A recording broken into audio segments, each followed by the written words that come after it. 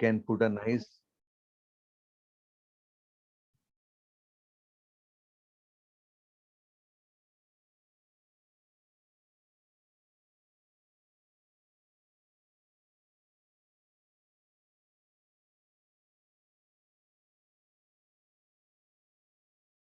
Looks like we have lost Dr. Bhosle. Yeah.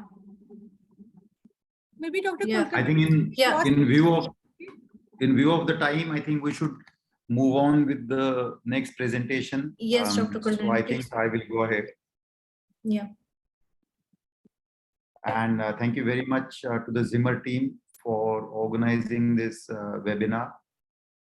I'm going to show a presentation about management of acetabular defects. I hope you can see the screen. Yeah. So I'm not going to go through the details of the talk. I think most of them are extremely experienced surgeons, my colleagues from a variety of hospitals across India. So we will not go into too much of theoretical discussion. What we will do is then we all know about how to identify and classify the defects on the acetabular side. We are all aware about the four key landmarks that we see: the Kohler's line, the teardrop, presence of ischial lysis, and if there is any vertical migration. And depending on that, the most reliable classification we use is the Paprosky classification. And we will just start management of those defects. So type 1 defect is there is nearly not much happening. There is good cancellous bone. There is lysis around the dome of the acetabulum. And here you can go with any advanced porous ingrowth surface. So you could go with a primary trabecular metal cup, which is the continuum cup, or you can use bone graft and go for a cemented cup. And here are a few examples that we have shared. So this is the one where it was a type 1 defect, dislocating hip in an elderly patient, previous monoblock cemented Chanley. So here, if you don't, the cup was extremely loose, so that came out quite easily. And there, as you can see, that there was minor lysis, and we decided to do an in-cement revision. So you can use a collarless polished tapered stem if you can maintain the cement mantle intact. And this is what we have done.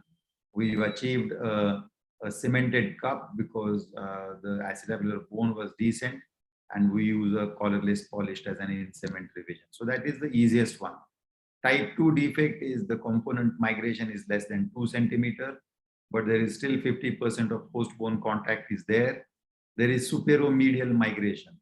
So here you can go either with a continuum cup with defect bone grafting, or you can accept a high hip center within reasonable amounts. This is an example where you can see there is superomedial migration of this implant. We decided to remove this monoblock Chanley cup, ETO and Wagner osteotomy, and we just went in with a jumbo cup with bone grafting of the defect on the floor. Type 2B is where there is superolateral migration, but the migration is still less than 2 centimeter. Here you can go for, again, an advanced growth surface like a continuum or T-Mars, which allows you only to have a host bone contact of 50% or 60%. You can either use a mesh and graft the defect on the superolateral aspect, or you can use a trabecular metal augment on the lateral defect. Here is an example where the femoral head has worn out through the acetabulum and created a defect superolaterally. So we've used a construct where we use a TM augment along the trilogy shell, and then we use cement to make it as a monolithic structure so that there is no friction between the two components. And type C, a 2C defect is where there is defect in the medial wall and the teardrop is destroyed. Here you can use bone grafting of the floor, and if the rim is intact, you can go for a rim fit. Now it gets challenging when you reach a 3A defect where the defect is superolateral, the migration is more than 2 centimeter, and you have a defect between 10 o'clock to 2 o'clock on the acetabular side. Here you have options. If you don't have any access to augments and advanced cups, then a cage with bone graft is an option. Structural allograft, we don't have access to it, and I don't use it. Impaction bone grafting will work if you use a mesh and go for a cemented cup. I find the augments are very versatile and quick in my hands. So I would definitely go with an augment and a T-Mars shell and cement a liner inside it.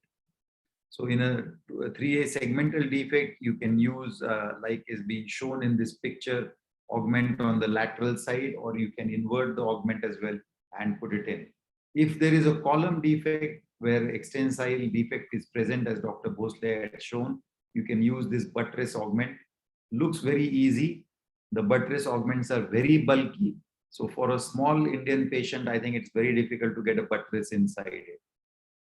Now 3B defect is again, there is superomedial migration, more than 2 centimeter, less than 40% host bone contact is there. So the primary stability is going to be compromised and you probably face a risk of discontinuity in these cases. So again, the options remain the same.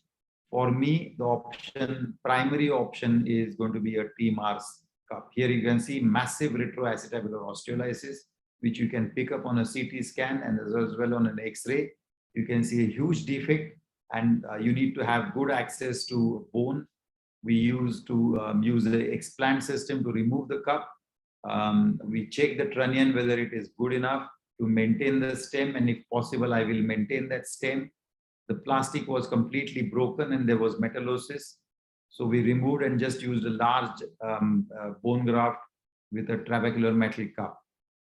If there is a contained medial defect, you can use augments in what is called as a footing position. And I have tried to do it in several cases. Here you can see a monoblock Austin Moore kind of a cemented implant, which has perforated through the socket and it narrowed down the opening of the socket. Here you need to make sure that you break this, perform an ETO so you can lift the stem out. And then for the defect, I use a T-Mars augment on the floor of the acetabulum. The recommendation is to use 2 augments, but the smaller Indian patients, even 1 augment to fit in on the defect is very difficult. So you put in bone graft, put in the augment, put a layer of cement on the augment, and then implant your shell using rim fit. And this is the post-operative X-ray. So they do extremely well. Another example of a perforated medial wall with migration of cup. Again, we use 1 augment on the medial side, use a T-Mars continuum cup fixed with screws and retain the stem. If there is discontinuity, there is no connection between superior and inferior acetabulum. So this is a type 4 defect. I definitely would consider using a T-Mars shell as a bone graft and then use a cage. We don't have the T-Mars specific cages in India, so I just use a BS cage inside that. So usually it's, if you use a 66 cup outer diameter, you can use a 50 cage and then it'll be a smaller cup inside. So here is an example. This lady had a completely destroyed acetabulum with discontinuity, with medial migration of the socket. And here we used in cement revision on the femoral side. We've used a T-Mars bone graft, T-Mars cup, a cage, and a cemented liner inside. If the discontinuity is acute and if it has a healing potential, then sometimes you can get away with a plate of the posterior column and a tantalum cup along with bone graft. Here is an example of a destruction acutely following the surgery, medial migration. There is discontinuity, and you can see the lateral X-ray as well. Here we used a posterior column plate, T-Mars in a distraction gap kind of a situation. Opposite hip also was sorted out later, and then used 1 screw to fix the anterior column and managed to get the hip back with maintaining the stem. And we did a similar procedure after a few months on the right side, cancellous bone graft, cup with plating, I think this one dislocated, so I had to go back in. It was dislocating posteriorly, so you can see these 2 screws here. So I cut out a piece of cup from a plastic and used it to augment the posterolateral aspect and put some screws into it. That's called a PLAD procedure, posterior lateral augmentation device. Here is another example. This was done nearly 11 years ago now, 9 years ago, 2013. So this one, we used the trabecular metal cup cage for the first time. And this gentleman is still under follow-up, has done excellently. We did an ETO, a long Wagner stem, T-Mars cup, cage, and a cemented liner. And he's done brilliantly. And this is 7-year, but now I have nearly 9-year follow-up on this gentleman. Another delayed presentation of acute acetabular fracture, where there was no column present, only a rim of posterior column was present. So again, I will not hesitate to use a T-Mars cup cage construct, which gives excellent results. We had to accept a higher hip center here, but I don't think we had any option. So in summary, I think these are technically difficult challenges. You need to restore the anatomy and biomechanics. You need to know your defect. You need to have a plan A, B, and C, as well as a fallback plan. And remember, it is a team sport. If you're struggling, you should always take somebody to help you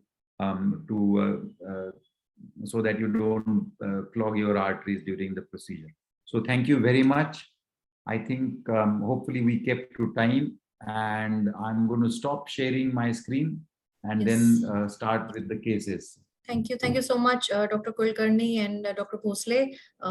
Sorry, Dr. Bhosle, I think we lost you due to some internet connection.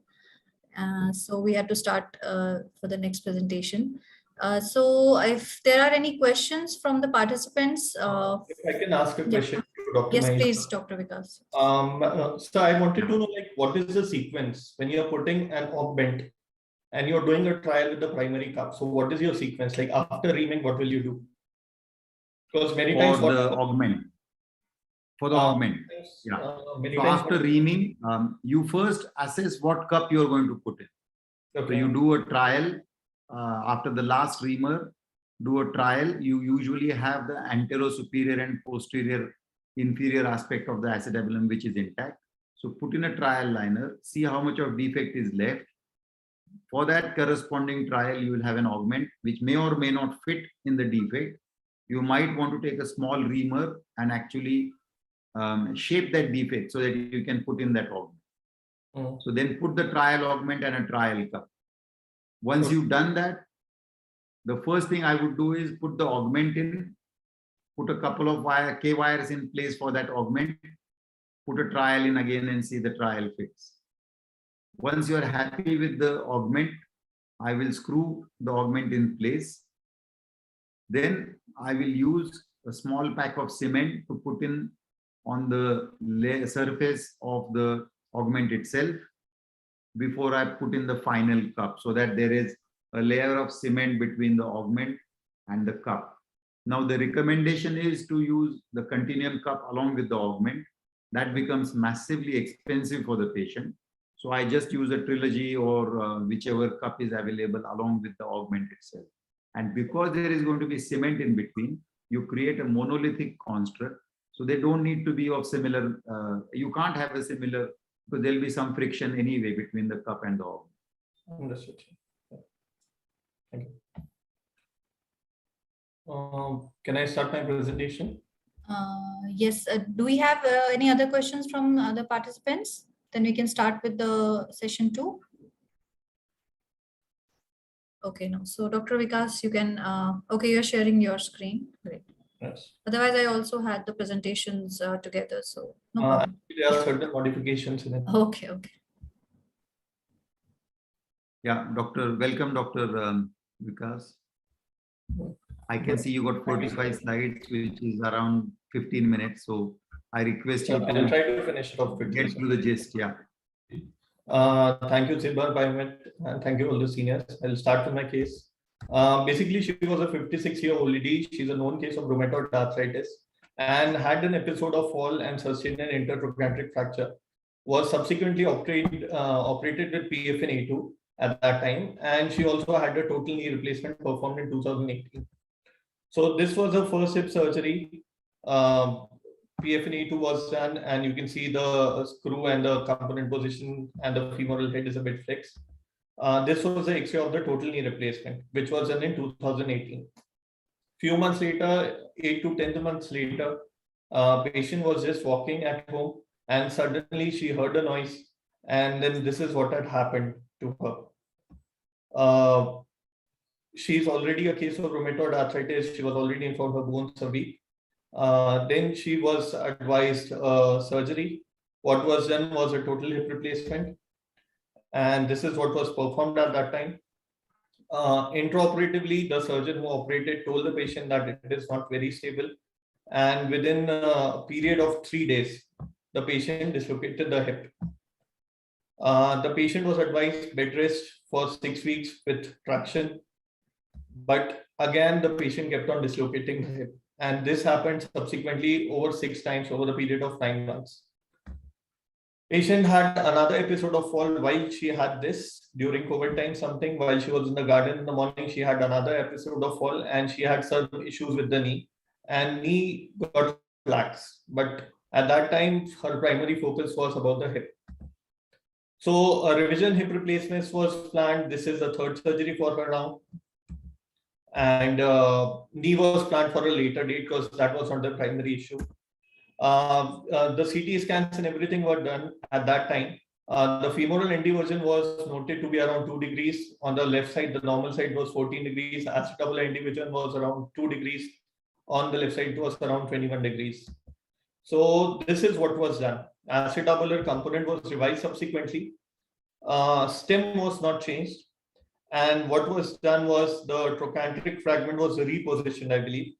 These were the old cementing components, which was done during the primary surgery. And I think they came out of the holes of PFN screws. The knee was still an issue. She had this ligamentous laxity, MCL laxity was there. So by the surgeon who did the primary surgery, she was advised to go spacer exchange and insert an increased size insert was put on. And this was her status then after this. This is 9 months after the revision hip replacement and an insert exchange was performed. And now patient is already walking in valgus thrust and this is the first time she's presented to us. Okay, so this is how the patient was. If I can just show the video, this is how she was walking the time she presented to us.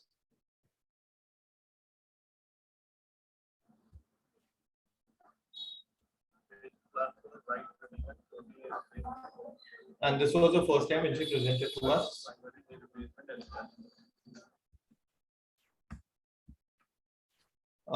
So when she presented, she had lost all hope. She already had 5 surgeries. She had her knee issues, and then we subsequently decided, since the hip is stable as of now, we can go for a constrained revision knee, and this would be her 6th surgery. So after 3 hips, 2 knees, this was done. But few days prior to revision knee replacement, the hip dislocated again. Close reduction was done prior to the surgery, before the knee was planned, and close reduction was done, and it was kind of stable. And her main concern was valgus thrust and gait. We went ahead with the revision knee replacement at that time. This was the revision knee we did. But during the surgery, what happened was she dislocated her hip again inside the OT. I thought probably it was due to high flexion or something while we are doing the TCAR. I did not pay attention.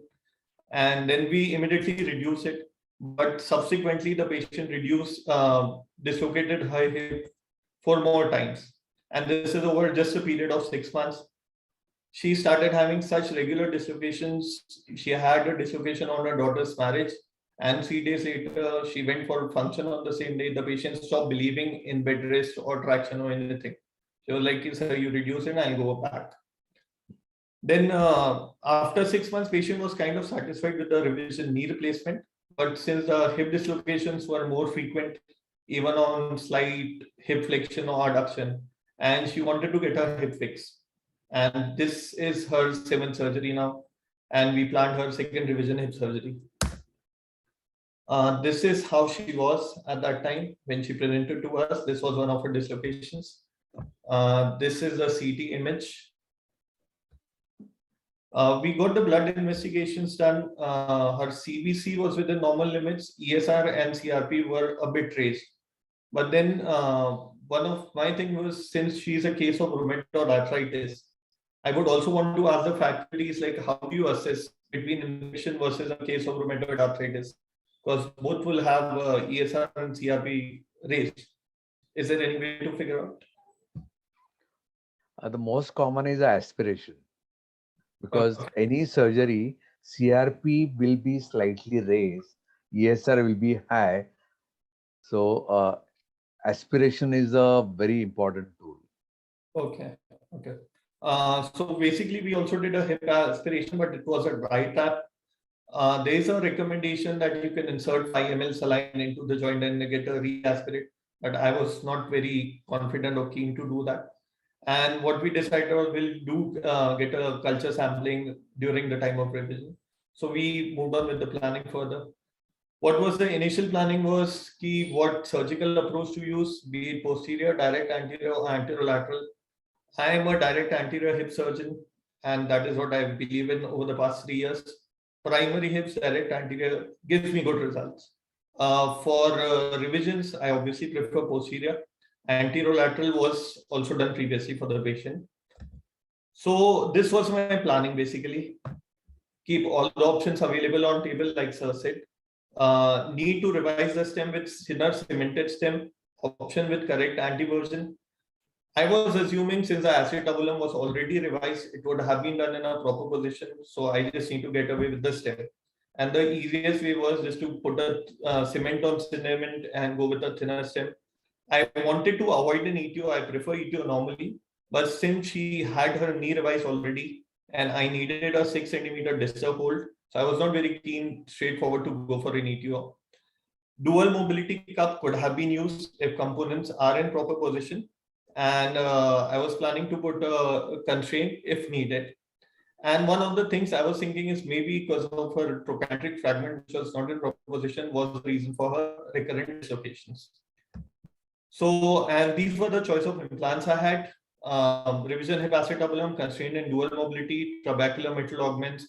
I had invited, like I called both the implant companies to get a thinner cemented stem, since primary was done TKR and revision was also done by TKR, and Zimmer Wagner stem was there. The issue with Stryker and Zimmer is again because Stryker does not have a 12-14 taper. So if we can just fix the components and how to get the final fixation done properly.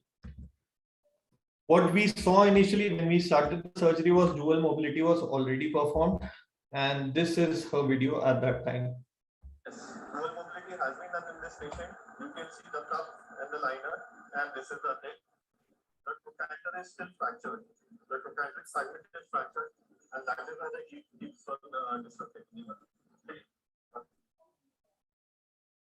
So this is how it was. At least one of my main worry was solved, that whether I have to choose a constraint processes or a revision processes, constraint or dual mobility.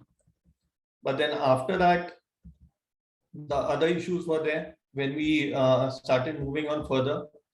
The first thing which we saw was the cemented stem. Like Pradeep sir was saying a while back, the leg is the best indicator for the correct antiversion.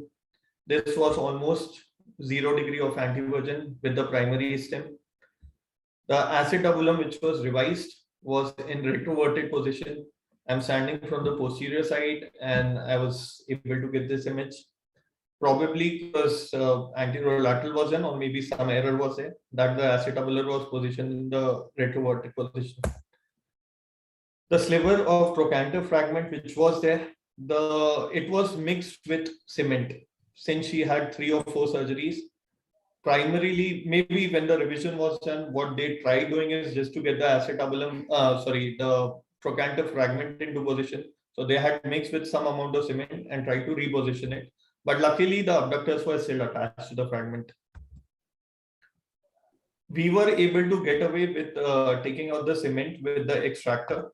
And what we saw, this is how it was. The canal was very narrow. So then I had 2 options, either to go for a complete ETO or otherwise just make a cortical window and get away with it, since I was concerned about the distal hold. So what we did, though it was not very proper, but we tried making multiple like cortical windows, and we were able to get with a sliver of around 2 to 3 centimeters overall. And like maybe the fracture did extend a bit because the bone was osteoporotic. But overall, when we were putting the Wagner stem, you can see in the second image, it was a very good hold, and we were able to manage with it. This was the Wagner stem which we had inserted. The anti-version was increased. One of the problems I faced was with the trochanteric hook plate. Like when I was putting the hook plate, I was not able to get a proper screw purchase at that time. Screw purchase was a bit of an issue. We had the unicortical screws, which we had inserted, and then we were able to get away with certain encirclage wires around the plate. And even this trochanter fragment was not able to completely reduce because of the probable fibrosis, but then I was able to pull it down to an extent. These were used, and this is how it was after the revision surgery. Component constraint processes have been used. This is a Wagner stem, and this is a trochanteric fragment which has been shattered from previous surgeries.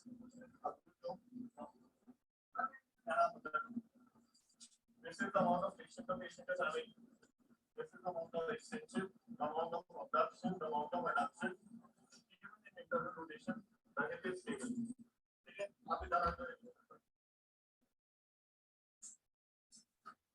even in this position, you can see that it seems stable.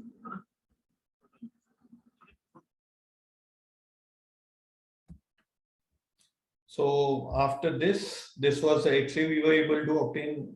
I mean, I would not call it ideal, but that's what we were able to get away with. So after 7 surgeries, 4 hip surgeries, 3 surgeries, 11 dislocations, this was her present X-ray. She presented to us few days back, and that is how she was. If I can just, this is her range of motion, which I was able to obtain. She was not dislocating regularly, and the patient was happy about it. She did have some amount of pain because of the plate.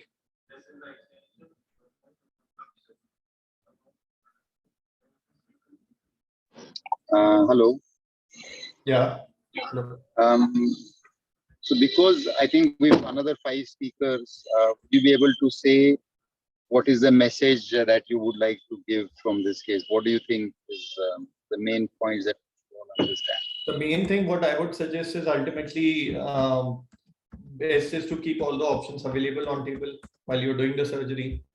And many times we tend to assume things that everything has been done in a perfect manner, but we have to rely on our own instincts and go sequentially and methodically. But the most important thing is to keep all the options available on table. Because if I had missed one thing on the table, then it would have been a different issue for me. Yeah, thank you very much. Very challenging case. I think we'll ask the next speaker to continue. Yeah, the next speaker can share the screen. Dr. Then I Karthik. think, Yes. Dr. Jain, Hello. thank you very much for a very challenging case. I think Wonderful the case. challenges here were both on the femoral as well as on the acetabular side. I think your choice of using constrained cup was obviously perfect because the patient has already suffered so much that you cannot take a chance with dual mobility, and they do dislocate if the abductors are not good enough. Yes, and dual mobility was already done. So. Yeah. So I think the dual mobility I have seen dislocating if the abductors are of not good quality. So I think it is an excellent case for all of us to learn from. Thank you. Thank you. Thank you. Very good. So, am I audible? Yeah. Yes. And Yeah. my screen is visible. Yes. Yes. Yeah. So, good evening, everyone, and thank you, Zimmer Biomed, for providing such a nice opportunity. So, I am presenting 2 difficult cases. The first is the complex hip arthroplasty in the acromegaly patient. So, date of surgery is 6/9/2019. It is a 43-year male, self-employed. It is known case of the acromegaly and tallest person in India. Presented with the both hip pain with protrusion of hip joint and severe reconstruction of the daily activity and ADL affected significantly. So this is how the patient looks. He is 8 feet and 1 inch height. So all parameters are abnormal, and patient presented with this X-ray. with significant protrusion of the acetabulum, large defects, huge defects, and severe osteoporosis. So to go in the OT before, we did several investigation with CT scan and HK axis. HK axis done to see whether there is any bowing in the femur or tibia, which might make our job a difficult one. And CT scan was done. CT scan was done to identify the defect, where is the actual defect, how big it is, and what sizes is of the defect on both sides, acetabulum side as well as the femur side. And on our surprise, the defect was too big and non-compared to fill that defect, or to the sizes of the acetabulum was too big for the routine available implants. So we have to specially order the special implants of the big sizes also. And we did 3D printing also to make the exact replica of the acetabulum of the patient. So we don't find any on-table surprise while operating the patient. And it was a very huge defect medially and superiorly. And we tried all permutation combination, how we can fill that defect, using the largest available cup with the augment and cup, how to fill the medial defect, superior defect. And we have all plan A, B, C in our mind while operating this patient. So how I start trimming, how I fill the medial defect, how much bone graft I need, how to procure the bone graft. So all those things were decided on paper with plan A, B, C.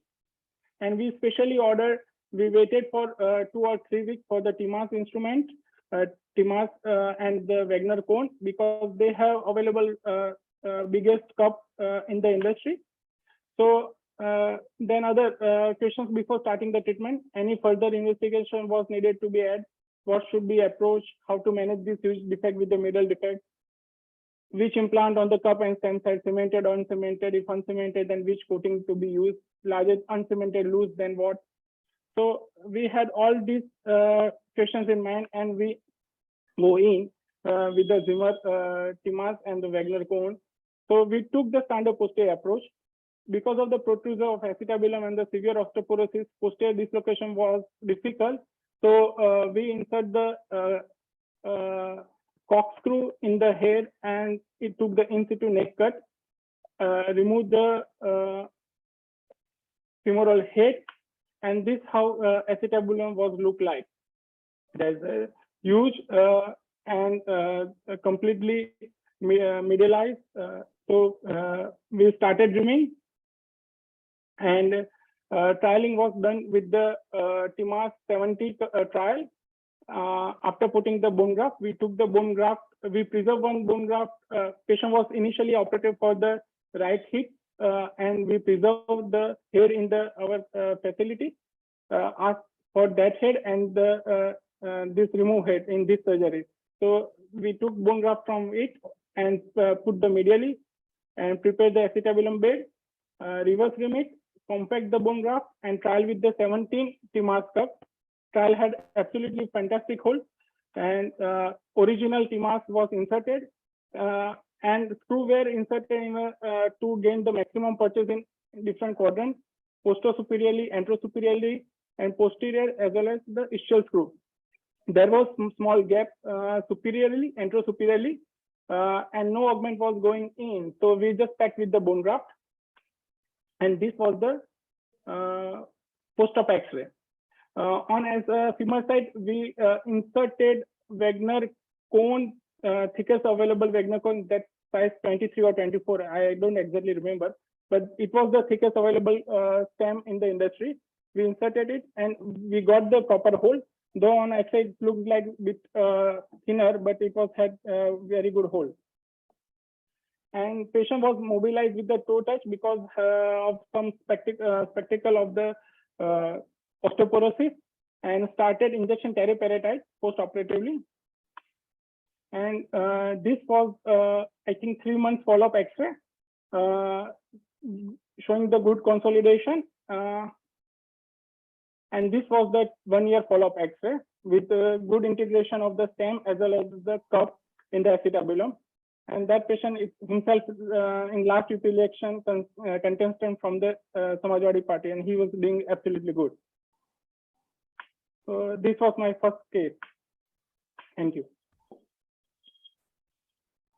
Yeah, thank you very much. That was an excellent case, and I think it shows the way you have planned it so meticulously, with the proper 3D printing beforehand, understanding the large instruments that you needed to bring them across, as well as believing and stating the principles both on the femoral and the acetabular side. I mean, yeah, I don't see there is anything else to be done, to be honest. Dr. Wonderful. Bhosle, I think, what do you want to say? Yeah, wonderful case. Nicely done up. I think because of the short of time, can we ask the next person to give, and if the time permits, he can give the second case. Okay. Dr. Hemant, would you like to present, or shall I share my screen? You can share the screen yourself. I'll send you the. Sure. I have your presentation, unless you have done any changes. No, I'm not. Okay.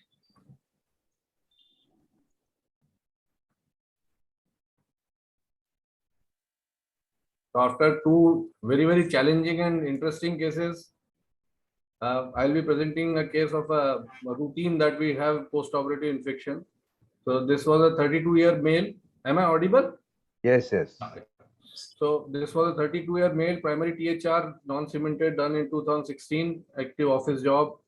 And after 3 years, he had an infected sinus on the anterior thigh with pain, 3 months. So this was done here, post-op, and the sinus was at the anterior side. So a standard 2-stage revision was planned. The first stage, same lateral approach with anterior dislocation was done because the primary surgery was done like this. And if you can see the anterior sinus over there, the sinus was leading to the acetabulum, and we could remove the cup and stem without doing an ETO. Luckily, next please. So the entire construct was, the cup was loose, the stem was well fitted with the bone integration, but I could remove it without ETO. And spacer was planned. We used this mold assisted cement antibiotic spacer for the first time. And that is what was interesting to me, because initially we used to use multiple type of spacers, cement spacers, but this cement spacer looks to be an interesting one. And with stimulant on the other side, the first stage was complete. The patient was uneventful. Culture specific antibiotics were given. With this spacer, I could allow him partial weight bearing also. And after 4 weeks of antibiotic, 14-day antibiotic holiday was given, and the cultures taken were negative. CRP, SR all were gone. So second stage, we could remove this. The only point that I had was that while taking out, the distal part got broken, but it could be taken out easily, and then we converted into a simple Wagner trilogy. So this was an interesting, because earlier we were using these type of cement spacers and for infected cases. Next, another one. So this was also a cement spacer that we were trying to use, but probably for this case 2019 one, I used a molded cement spacer. I would like to know the comments of the faculty also. Next, please. So infected hip arthroplasty is a nightmare for every surgeon, we all understand. And 2-stage revision with Wagner stem is a very good bailout plan. There are many different ways of making a spacer. I mean, Professor Bhosle and Mahesh Bhai would agree, but probably molded cement spacer is looking to be a good option for us, I think. Very good, Dr. Mandora. Yeah. See, basically, with the spacer, we try to get some mobility, So if it is well smooth, you get some mobility. The other problem, which is very common, is dislocation. Yes. So larger the head, better is the stability. Yeah. So just by doing uneven head and just putting it is bad. Sometimes what we do, we put as a excision type head. The head is separate and stem, so that it is like excision, Yeah. but there's no chance of dislocation. Infection heals very well. Yeah. I showed in one of my case where other side was ankylose, so which is a very bad risk for dislocation. So good, wonderful, you have done very well. Thank you, sir. Yeah. Yeah, just one more thing to add, Dr. Hemant, is Yeah. the spacer that we use, we need to understand and tell everybody that you need to keep a low viscosity cement available in theater. Because if you try and use medium or high viscosity, You cannot it doesn't work. We don't usually use viscosity. Then if you use viscosity Yeah. Good point. cement. Very good. And the second thing is, as Dr. Bhosle mentioned, you need to, sometimes if you are going to leave the spacer in for a long time, a disconnected spacer, separate for the acetabulum and separate for the femoral cavity is better. And if you use a spacer like what you have shown, I use the smallest one possible, because if the patient unfortunately walks on it, and if it is too big and too tight, they start eroding through the acetabulum and they create massive defect. So my concern is using a connected spacer is if they start weight bearing on it, it will destroy the rest of the acetabulum. Quite true, sir. Yeah, thank you though. But I think you followed all the principles and excellent and elegant result post-operatively with the Wagner Good, trilogy. very good. Thank you, We Dr. invite Hemant. Dr. Ashok. Yeah, Dr. Ashok. Very good evening to you all.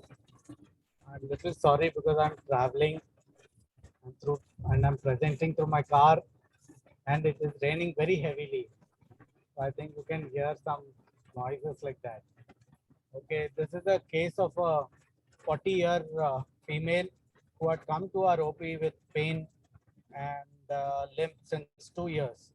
And her pain was moderate kind of a pain, and she had undergone a cemented total hip replacement in 2011 for a avian of the femoral head.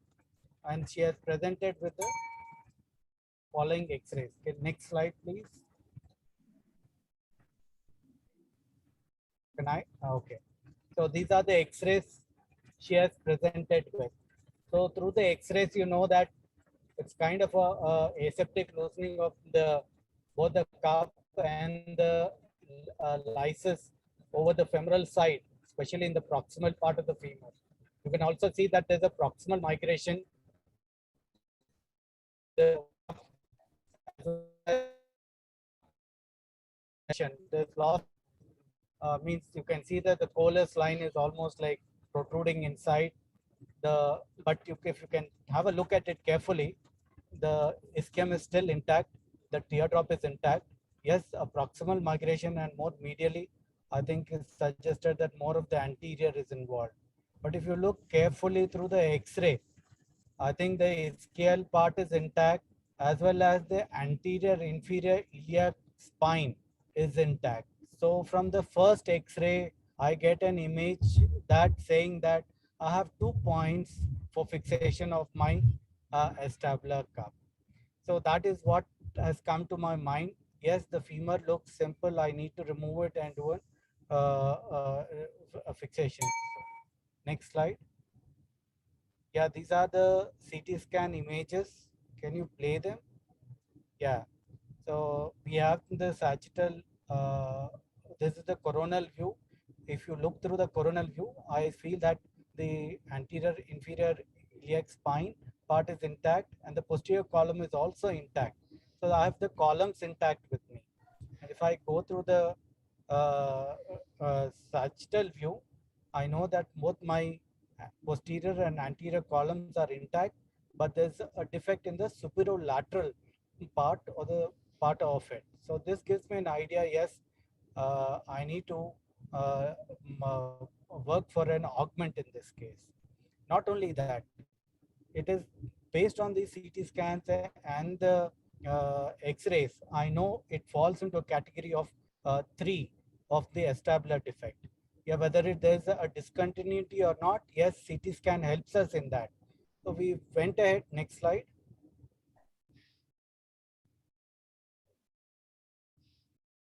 Next slide. It's not under my control. Yeah, we got a 3D CT scan. But if you look through the CT scan, you find a huge deficiency in the medial wall. But if you go through the actual, this is this is an artifact, because the CT is showing a lot of artifacts. You find that there's a defect, but in fact, the medial continuity or the medial support of the bone is still present in this case. Next. We have also, after getting a 3D CT, we also get, most of the times we get a 3D model done, so that we have an idea, overall idea, how, what are the defects, makes us understand much better than imagine how it is. So that is how we got a 3D CT, 3D printing done, and most of the time it tells us the exact sizes what are required in 3D 3D scan. So our pre-op planning was like a posterior approach, do an ETO, remove the stem, so that you have a better exposure of the acetabulum. We have allografts, we have TMAS system ready with us, and a backup. We have a gauge. We know that for the femur we need a distal fitting stem. Next. Next, please. So we have gone through the posterior approach. We have done ETO. We removed the cement. We went ahead and the medial defect has been filled with the allograft. We had a purchase in the ischium. We had purchase in the anterior inferior iliac spine. The third point of stability or fixation was not there. So we used an augment in that case. And because of the lysis, we had to remove the whole of the cement, which was well fixed. So we have done an ETO and removed the rest of it and use a Wagner stem for it. And this is next slide. This is immediate post-op. This is 2 years post. This is 2 years post surgery, and the patient is walking well. If you look at it, the whole of the graft is consolidated. That itself gives an idea. Yes, the implant is very stable. So, and if you look at it, even the lysis of the femoral side is disappearing slowly. Next. And this is the video of the same patient, 2 years post-op. She is walking without any limp, and she can also stand on the other limb, and you can see there is no Trenenberg issue in these cases. Next slide. So we didn't have any complications while doing it, and so that is the story. Thank you. Very good case. And I'm very happy that even the stem of Wagner was little shorter. I would have used little longer stem, but I think it is a Wagner. It has worked very well. The biology has formed because even with a short and well fixed. So congratulations, wonderful case. I think the concept of Wagner is slowly changing. I think when you use a tapered stem, what is very important is instead of having, suppose this is an 18 stem, and if I if I get a size of an 18 in a 190 length stem, and if I try to put a 16 or a 17 stem, which is much longer, my reserve for conical reserve is much lesser. So I think around 3 centimeters of distal fit, wherein from instead of using a 16 or a 17 with a longer stem, rather than that, I have used a 18 stem, which is little shorter. So I have my conical reserve much better. And not only that, I'm also not only having a distal fit, but I'm also trying to get a global fit. If you look through the X-ray very carefully, I think it has got even a fit after doing even in the proximal part of it. I have a good scratch or a hold in the proximal part in spite of putting all the SS wires. That is called as the global fit. Yeah, good. Just Yeah. to make one point clear for everybody, that Wagner fit is only on the proximal part of the distal fragment. It does not go distally. The fit is on proximal part of distal fragment. So about 4 to 6 centimeter. So that is the most important, and you should have little longer. That is always better. But I think what you have done, Wagner has really done wonderful job, and biology has helped. So it's a good stream.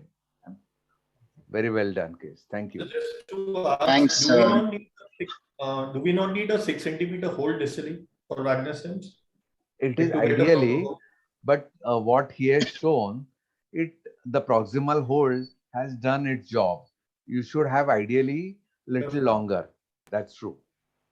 That's what I was arguing. So ideally, I mean, what the book or the common knowledge says is you should have a 7 centimeter stem Distal to an the osteotomy or an area of. But that 7 centimeter also includes the narrower part, which is not going to have purchase. Like yes, Ashok mentioned, yes, about 4 centimeters or 3.5, 4 centimeter of scratch fit is probably what is required to get stability.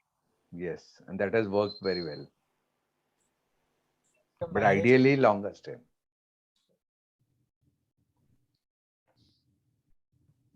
Dr. Mahesh. Yeah.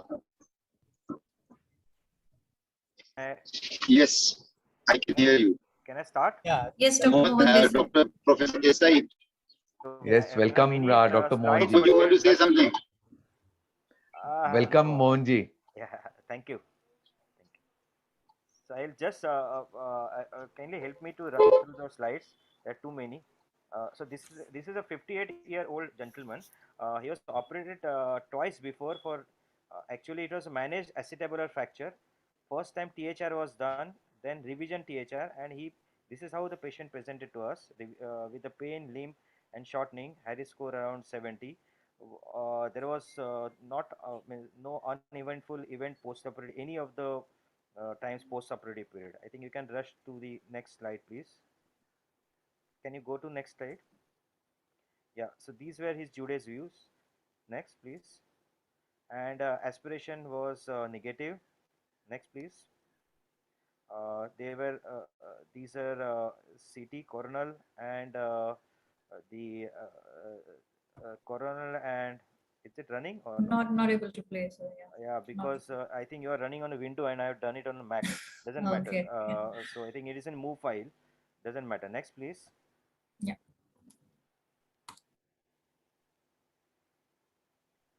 Yeah. So basically, this was you can perhaps classify this as superior and in. So Paprosky 3B. Next. Inlet outlet views. Next, please. Yeah, so this was we do not have the picture of the first THR, but when it was revised for the first time, this was how it presented. It was a I think Esculap stem, and the cup is also Esculap. And what surgeon revised the stem to the solution stem, and instead of using a uncemented cup, he used the cemented cup. Now this there is a message here that I think there has to be some biological solution, and you can't fill in the cement. You can't revise uncemented with just pure cemented cup. So this is how this is for perhaps a day one failure. Next, please. So this was what was removed. Next. So now the question was, can you go back? The question was what to do. Next, please. Yeah. So the exposure was a problem. So we prefer to do a posterior trochanteric flip osteotomy to get the exposure. Next, please. And that was the defect. It was oblong defect, but there was no pelvic discontinuity. of the B type. Uh, uh, Next, please. Next, please. And because of the cost constraint, we have multiple choices here, but here we prefer to use our old conventional Bush Schneider cage with lots of allograft and a bone graft substitute tricalcium phosphate along with the antibiotic. Next, please. And cemented the cup inside. We take the fluoroscopy to see the orientation of the cup. Next. Next, please. So just the review, I think they do work around 95% survival at 9 years. And next, please. Next, we can rush through this. I think no, don't need to go through the theory. That's the post-op X-ray of this, and now we have at least 2 year follow-up of this thing. Next, these are the oblique views. There are multiple options. Jumbo cup is not an option for the oblong defect. Next, please. And that's the rough the literature review of the survival shift. So BS cases do work. Next, please. You can rapidly.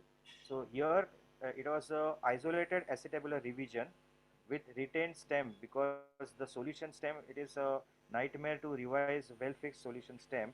It was non-infected, difficult exposure, difficult soft tissue balancing. Combined version is a problem, and there are high dislocation rates. But I think the orientation is okay. Then we can manage this. And this patient, fortunately, we got away with only isolated acetabular revision. Next, please. Can I go quickly to the next, rapidly through the next case? I will just run through the second case. I only have this case of yours. Okay. Yeah. So we'll move to the next participant. When we have time, we can again see your case, Dr. Mohan. Any comments from the faculties? Wonderfully planned, well executed case. Biology is very important, and stability, very good construct.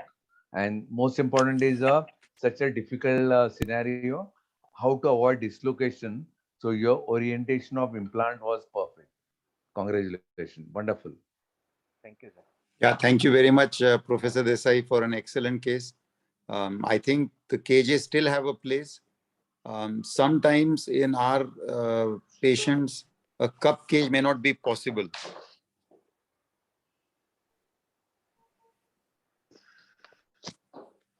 Hello.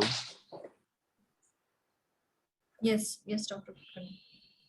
Yeah, so a cup cage may not be possible because of a smaller diameter of the acetabuli. So a cage on its own sometimes is the only thing that we can really think of. Yes, I agree. Shall we move on to the next? Yes, Dr. Kalyan and Dr. Soubik Ray, who would be presenting?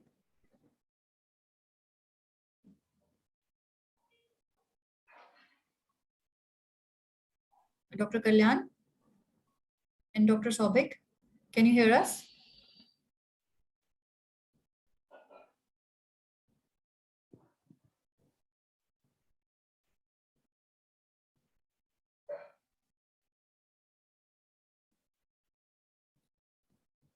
Okay. Hello. Yes, Dr. Soubik. Am I audible? Yes, very much. Dr. Guha will present the talk. Yeah. Okay, Dr. Guha, you may start.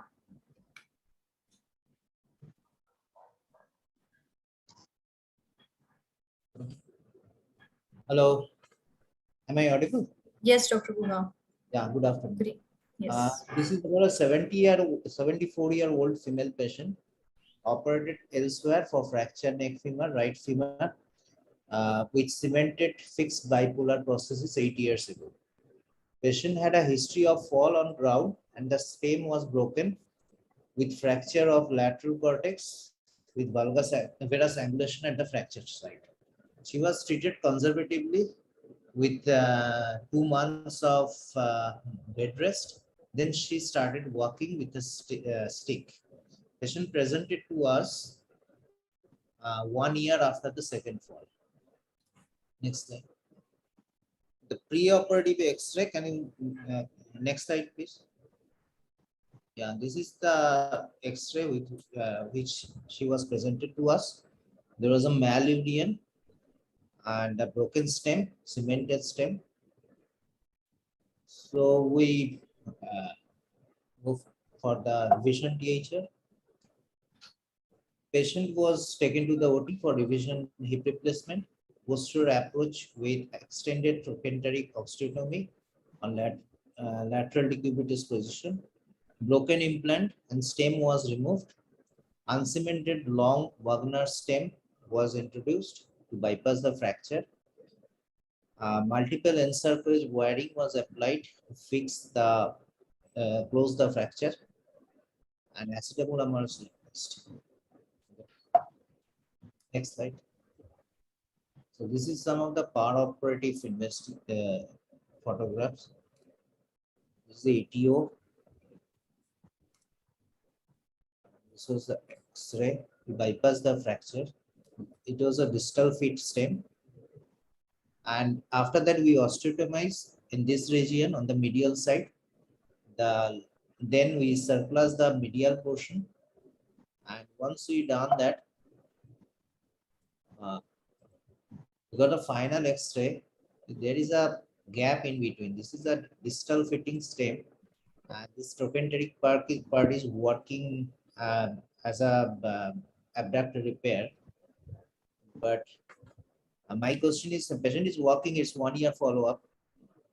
My question is, can we do it in some better way so that we can close this gap? Yes, actually, always remember that gluteus is always pulling the proximal fragment, and proximal fragment hold is very poor on this Wagner. So always see that the proximal fragment is brought down and then it should be fixed. So this is a very common problem. So see that during operation, you must see that proximal fragment comes distally and the gaps should be closed. The results are much better. But Wagner stem is strong. There is not a single case of breakage of Wagner stem. So patient can walk, no problem. What do you recommend, sir, to bring the proximal fragment distally? No, bring it down. During it is moving. It is not holding the Wagner stem. It is quite freely movable. So you have to bring it down during surgery. The issue was to doing a ETO to bring the broken part of the stem. Could I have done this osteotomy through the malunion side and do a window distally to bring out the broken part of the stem? Yes, but while hammering, I think you are not reduced the bone properly. No, it's not reducing it. I fixed the stem initially to the distal part. And you bring the till then the medial part of the medial 2/3 of the proximal part was attached to the was still attached. It was malunited. Then I did drill holes in the malunion side and put the surplus. Once I tightened, there was a gap. Yeah, can you go back to the old slide? Yeah. Back, one more back, one more. No, show the X-ray. Yeah. So you should do osteotomy right up to the fracture. This one. Okay. So if you do osteotomy right up to the fracture and then pass a K-wire, pass a cerclage wire on the proximal part of the distal fragment and then directly pass the stem. But see that your reduction of the proximal fragment, you have made one more window, I think. Yeah, so that entire, so that one more piece is loose. So that gap has to be filled properly. Reduction has to be good. Okay. So you have distracted probably the osteotomy. I mean, one option would have been to consider a hook plate on the lateral cortex on the GT and bring it down. Yes, that is a, when trochanter is this thing, that is a very good option. But if you take care, you have distracted the fracture, or probably you have lost one fragment of the bone. I mean, if you have noticed this on table, then you could even use a small unicortical plate to hold it in place with unicortical screws. Because the Wagner itself may not, Esrom kind of an implant which has a sleeve, and as you impact the stem, the stem engages the sleeve and also engages the distal fragment, so it will close the gap. But in Wagner, you may not be able to close the gap on the, because as Dr. Bhosle mentioned, there is no grip on the proximal fragment. So you probably have to manually hold it down and maybe grip use it. a small plate, because the gap is slightly more than I would be able to accept.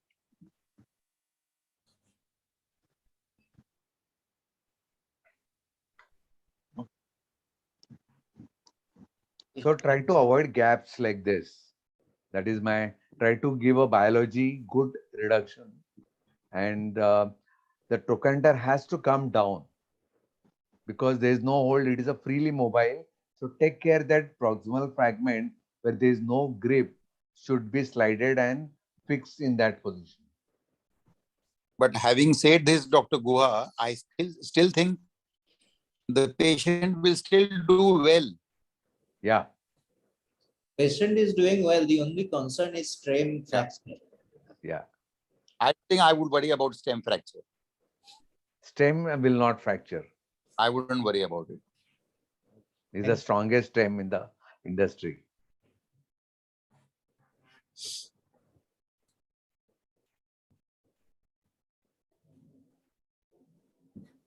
Okay, so great. Thank you so much, Dr. Guha. So we have one more case from Dr. Karthik Patel. Would you like to see Dr. Bhosle and Dr. Kulkarni? Okay, please go ahead. Yeah. As long as it's a quick one, Karthik, Yeah, because Yes. we all want to run. Thank you, everyone. So this case is on the revision scenario, revision Luzon cemented THR through the direct anti approach. So date of surgery is 28 December 2021. 70-year male, retired male person, right hip, thigh pain, limping while walking for 12 months, an increase in last 2 to 3 months. Operated for fracture neck femur with the CC screw in 1998, which ended up with the avian hip, for which he was operated for the right side cemented THR in 2003 somewhere else. Severe restriction of daily activity, ADL affected, shortening around 2.5 to 3 centimeters. So this was the scenario pre-op X-ray, loosening of the acetabulum, classical loosening of the acetabulum component cemented, and the femoral stem also. And this was the CT. And we suggest you of not showing any big defect. So it's more a content kind of defect with the widen of the acetabulum, even no breach on the femur side also. CT scan explain or studied in detail to see whether is there any defect or not. And so aspiration was done, aspiration was negative, CRP, ASR, CBC all were negative, and tried with the, as it was the old guy and it is a third revision surgery, tried with the dual mobility, started with the direct anti approach, took the endofemoral approach for the preparation of the femur in the extraction of the cemented stem, dual mobility articulation in view of the revision surgery and the old age. And in this case, DA and the dual mobility helped me in the revision scenario. It was based for the stability, DA and dual mobility both. Extraction of preparation of acetabulum on the C-arm. Under IRT guidance, I can do the endofemoral approach very well and no LLD post-operatively. So this is how I elevate the femur through DA approach. It was the hip dislocated anteriorly, Chanley stem removed with the stem extraction device without any bone loss. Acetabulum side cup was flipped and loosening was present. Acetabulum cemented cup was removed without any bone loss. And with the DA, you can use the C-arm very well. So I can target my hip center. I could not go high hip center or more medialized or more lateralized. So acetabulum preparation was done at the C-arm to avoid any middle penetration or exit position of the acetabulum. G7 acetabulum shell size 58 was implanted after very well rimming. And this was the stability of the component. Sorry, video is not running. And primary stability of the component, so no screw were inserted, cup implanted parallel to towel. And all cement and stem was removed through the endofemoral approach without any ETO. Through under CM, Wagner SL size 18 by 225 inserted without any periprosthetic fracture in proper version. And dual mobility G7 articulation were implanted in view of the old age and the revision surgery. And this how, this video is not working, but this how I checked the stability in the and limb length in the DA approach. And this was the immediate post-op X-ray. And this was the final, I think 3 month follow-up X-ray of the Wagner SL and the G7 dual mobility. And patient was started walking very well. 3 weeks follow-up. And this was the scar of the DA. Thank you. So, very well performed. But just to mention, in revision, you must have a better exposure to see that you don't make intra-op errors. Now, your surgical skill was good in this case, so results are wonderful, but always better to have a better exposure. And so there are a lot of problems with anterior approach for revision cases. So yes, good, you have done very well. Thank you for it. Thank you. Thank you, sir. Dr. Kartik. Thank you. Dr. Mohan, would you like to still present the other case?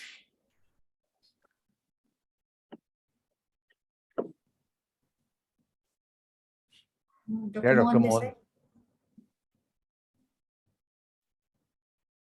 I think he has left. Looks like he's left. On I mute. can see him. Maybe he's on mute. Okay, no problem. So any further queries, any other further questions for the faculties before we close the meeting? And any final remarks from the faculties? Dr. Bhosle, you want to conclude? Yeah, I think it's a wonderful meeting. Lot of interesting cases, and everywhere, I mean, you see different kind of problems, and how everybody is taking very good steps and originality and solving these problems. Very good. I think India is leading in solving complicated orthoplasty. It is known that India is very high in dealing with complex cases. Very proud of all the surgeons doing very good job. Thank you very much. Yeah, I take this opportunity to thank the Zimmer Biomed Medical Education Department to organize this webinar. However, I think we've all now nearly come out of the COVID pandemic, and we really hope to see you all in person soon. And I think there is also a webinar fatigue which is set in. So I hope Anuja and Swati listen to my comments and organize something more in person. Definitely on the annual. Yes. Because that makes a lot of difference. When you meet in person, we can share a lot of good points. Totally agree. Dr. Vikas, you were saying something?